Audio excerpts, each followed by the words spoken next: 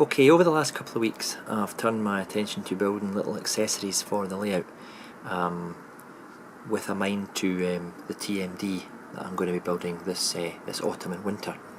First what we have, right in the middle here, is we've got a plate layers trolley, and this little thing here, I don't know how well you can see it, it's because of the light, but it's been weathered using rust tones, frame dirt, sleeper grime, roof dirt. I've put through the airbrush, and it was originally yellow, British Rail yellow, as one of these plate layers trolleys that I saw at South Queensferry a few years ago. And what I did was, it was a kit, and I've painted the bits and pieces with a grey primer, spray primer, and then I added some tones of weather, such as the rust, the frame dirt, the roof dirt, and it gives the impression that the wheels are kind of a wee bit rusty in parts and dirty in others. I actually sprayed the wheels matte black to start with, so that in the middle of the spokes it still gives the impression of very, very, very dark dirt. And on top I've used rail match paints, dark rust as well, just to kind of that kind of oxidised look on the wheels. I don't know how well the camera's picking it up. Underneath the frame, which is made from a steel frame with wood. Again, subtle tones put through the airbrush to kind of pick out the dirty, grimy look. And say the top tray was painted in kind of a BR yellow, almost departmental yellow for the line side workers, and I put it through the weathering treatment as well with the airbrush, just to show the kind of build up of grime on some of the corners and sides, maybe a wee spill there down the front, darker on this side. Obviously there's been a bit of streaking down the side there, and round the end there, just general build up from the base of some dirt coming from the track. So there we have the small item. Inside it's been weathered as well, the yellow frame.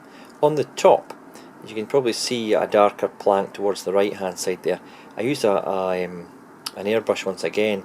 This is my first kind of foray into miniature weathering, just to kind of give the weathered wood effect. There's three tones that I've used for the wood, and depending on which way you look at it, it gives the impression that some planks have weathered with staining, etc, etc. So it's a nifty wee item to put on your track.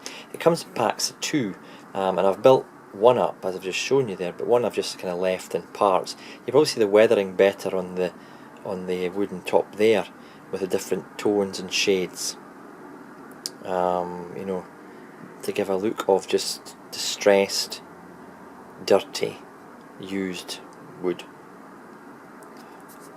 On the underside I've given it a similar treatment as the other one, just dirt, grime, a bit of brake dust perhaps, kind of colour. You can see it there. The sides of it I've weathered as well, but left unassembled, and also I've got the wheel sets here as well, which are left unassembled from the frame. Again, the rusty tones there, you might be able to see the dirty tones, the frame dirt, and just general grime and grease. What I'll do is I'll have one built up in a siding, maybe an overgrown kind of siding at a buffer stop, and then the other one maybe sitting next to a plate layer shed, with the wheel sets on the rails, with the frame and the tray sitting next, because sometimes you saw them dismantled next to the track, because they could take them off the wheel axles and just take the trolley part here and just have it at the side of the track. So that'll not be built up, I don't think, but that one shows the weathering on the wood a bit better than the one that's built up, because obviously you've got the sides kind of hiding some of the tones. I am actually quite chuffed how much I enjoyed doing the weathering on this little item. It's inspired me to do another wee bit of weathering, which I'll show you just now. So yeah, wee bit of detail, plate layers, trolley, you know, line side equipment. People talk about the little details, and it's not just the cable trunking and the signalling and the, you know, the relay boxes and that. It's the actual items that get used by the line side crew.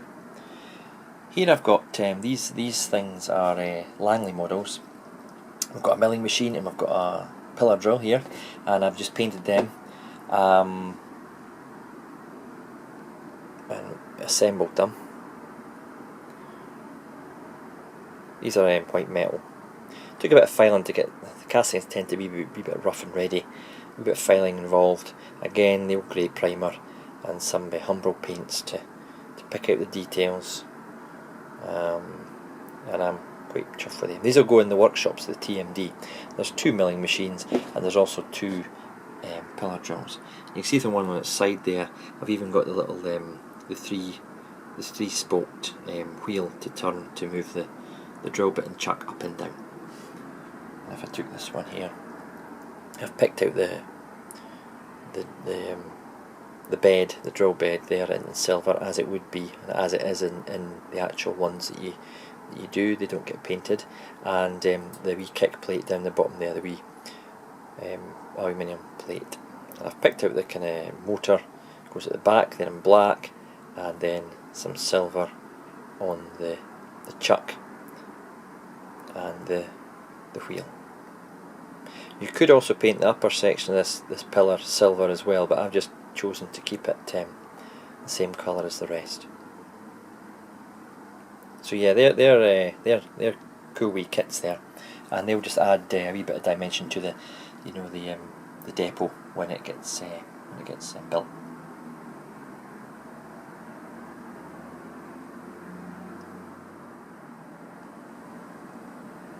Something else I've been doing is this 10 Commandments cast stone wagon load in the form of steel coils. I think I showed you it unpainted in my previous video.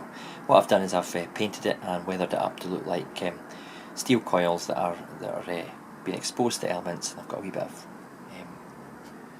rust. What I did with this is I sprayed it with a grey primer, and then I gave it a 50-50 mix of aluminium and silver to give it the kind of the steel look. The silver was too shiny and the aluminium was too dull, so I mixed it 50-50, just gave me the right shade. Then what I did was I took the Humbrol enamel washes, and this one was a rust, and I watered it down with some enamel thinners, and I just used a small brush to put it on initially, and then kind of feathered it with a larger brush, and it gives a kind of, you know, rusty appearance, because steel left in the elements, any sort of moisture will you know, form a layer of rust on the top, and this is the kind of effect that I was going for here. Not too rusty, it's not been sitting out for weeks, but as you can see it's kind of on the turn there with some of the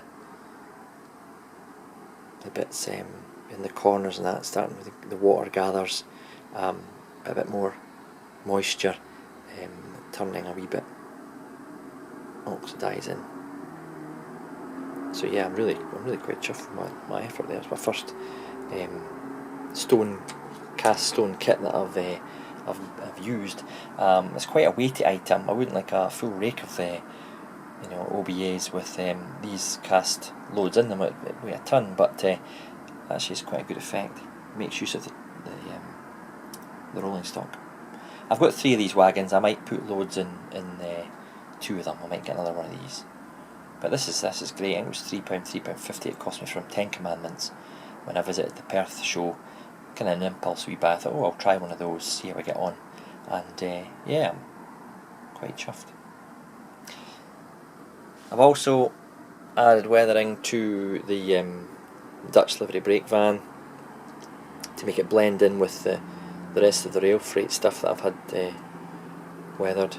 So I've just kind of given that a kind of lived in look, nothing too drastic.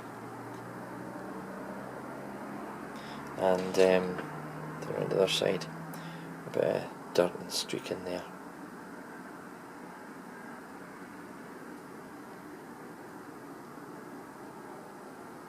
So yeah, quite chuffed with the result of that. It'll nicely match the rest of the wagon loads and wagons.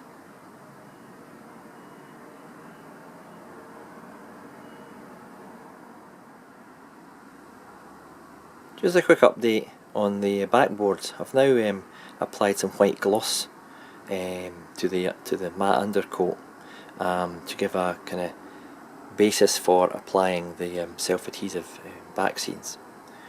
I've done them all for the entire length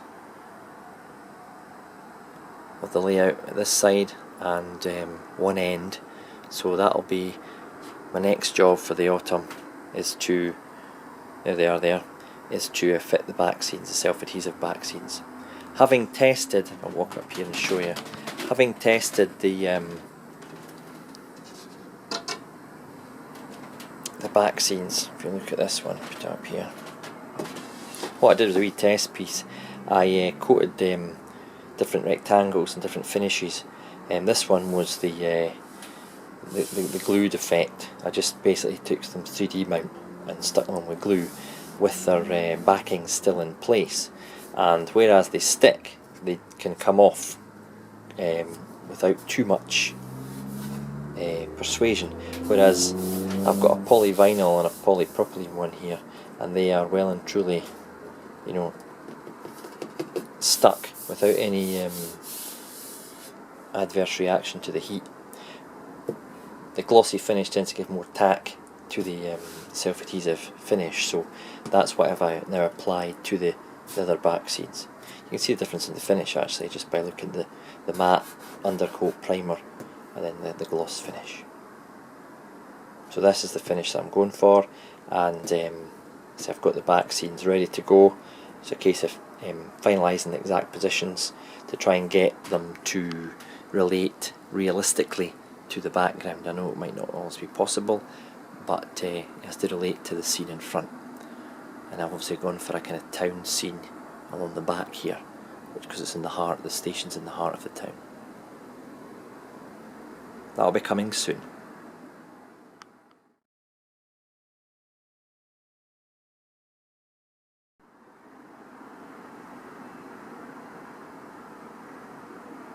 Okay, the model up for review this month is the Bachmann Class 101 2-car DMU set.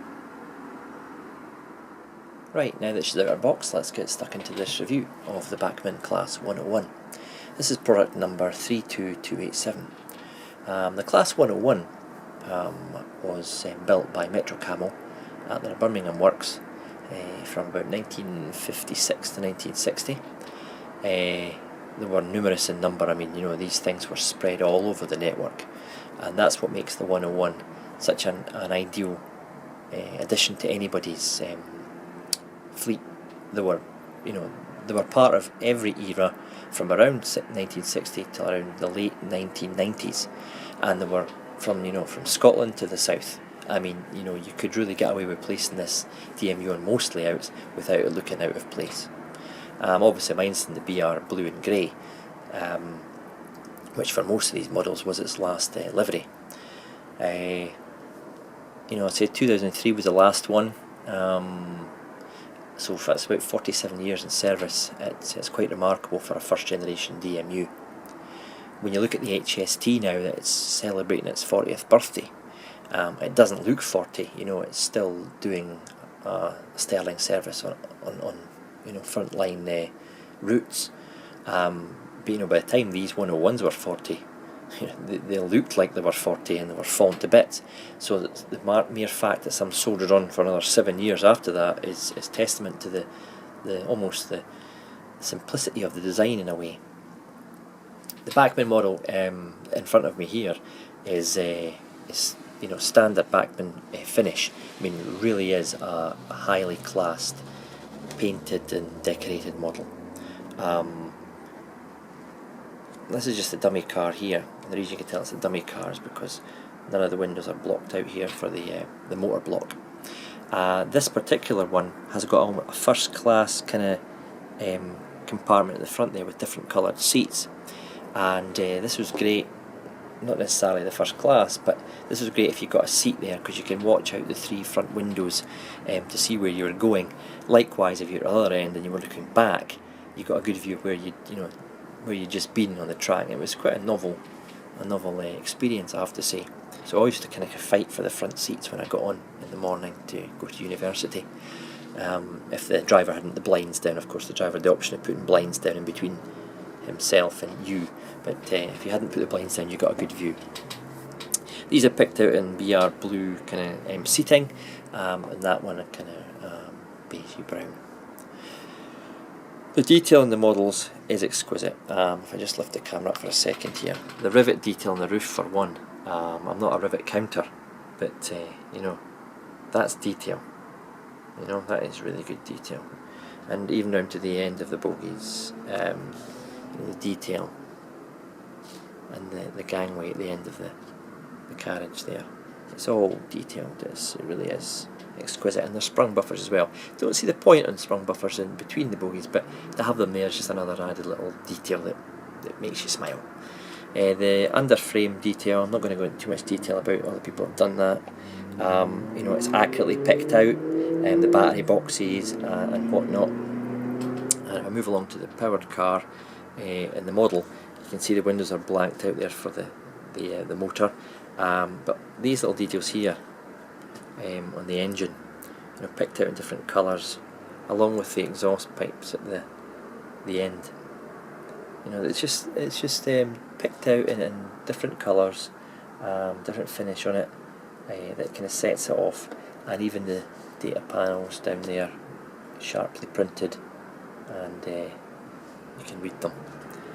This particular one's an Eastern numbered one, E51217, and again the small print underneath there, and even the guard lettering on the door,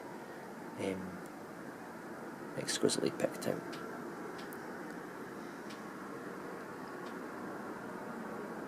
The cab is well detailed, although it's quite difficult to see from the side windows because they're quite small.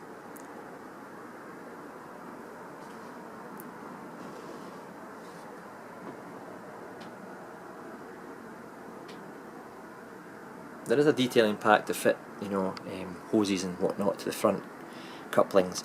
I've not done that yet, but it will be getting done. These latest releases of DMUs from Bachmann come with a powered connector. If you own a previous release of a Bachmann DMU, you find that you had to put a decoder in each car if you wanted the lights to work. This has just got one decoder in it, which is a 21 pin, and it's connected with a power connection, which is not there just now, and it will light up the dummy car without need for 2 decoders. Because you used to buy a model at about £100, and you had to have three decoders at 15 quid each. It's quite a significant increase if you wanted to make it DCC. But these ones only rely on the one decoder. And I say I've just fitted a Bachmann 21 pin.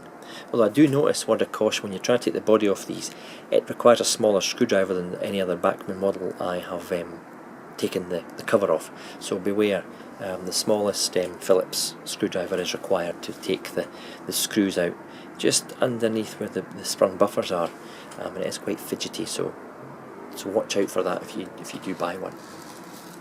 This, I'm not going to take the top off, but this one has a new designed kind of chassis and interior, and there's a kind of large lighting panel that you can take off, but it's a lot easier to actually take the cover off, whereas the previous ones the lights were part of the cover. Now this is a separate fitting, so when you take the cover off the actual model, the lighting system stays in place, which is a really good touch. Bachmann have clearly done their homework and learned from their previous releases of DMUs. It would be nice to see a 3-car DMU as I travelled on, but I can understand that would push the price up quite a bit, and Bachmann are trying to kind of keep prices down just now as much as they can. In some cases that's actually working, but the prices are rocketing quite significantly, which is par for the course for getting your stuff made in China, I suppose. I'm going to give you a wee quick running session with this. I say it's been fitted with a decoder, so it's ready to roll, and it will hopefully look the part on Dean Park station layout. Many questions about this particular model, or any things that you've found out from owning it, whether it's in this livery or the blue or the green one. You know, I'm interested to see what you think of your one. This particular one's got the head codes. I think it's Norwich and Cambridge, which is technically not my area. I've not thought about going and changing the destination blinds yet. It'd be quite nice to have one, maybe Dundee and Edinburgh, but that's something I can look at down the line.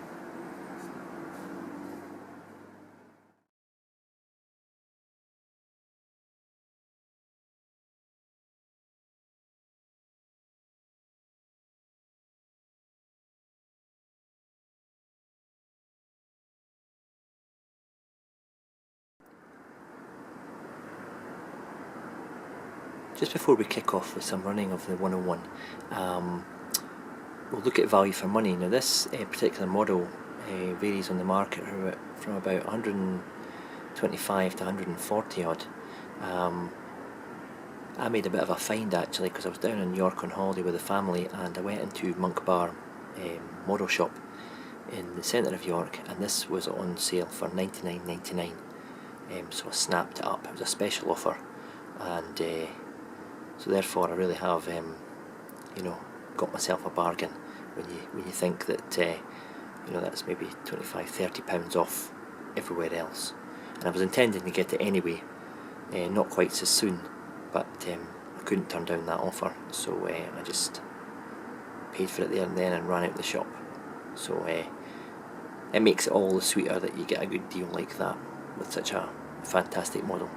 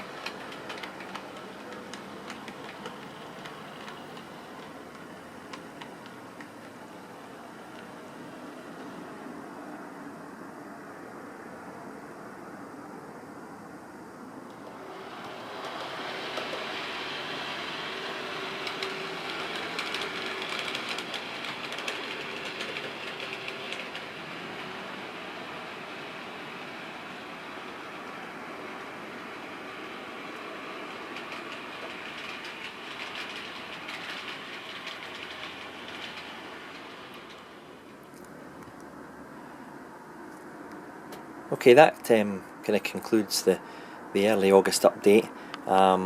hopefully there'll be more coming fairly soon. As you can see here, I've now started work on the fiddle yard area, and I've fitted 2 of the access tracks from the main part of the layout where the 2 Mark IVs are, all the way around to here, and that's the start where the turnouts will start for the sidings and whatnot.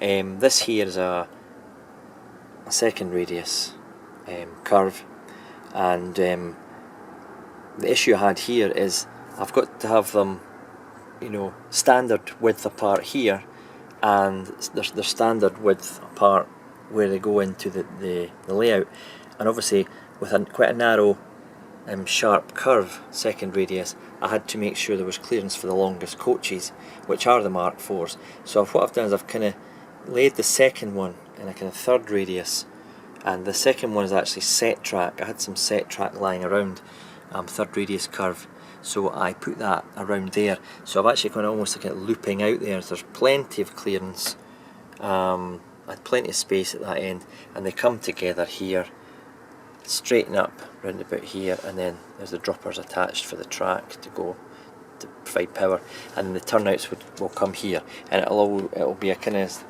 symmetrical fiddle yard with both of these lanes branching off to the same number of sidings as it continues all the way along to the end. So that will hopefully take shape in the next few weeks, depending on the temperature up here, and we'll make progress on that. Thanks for watching. Any comments, as always, I look forward to reading them. Bye now.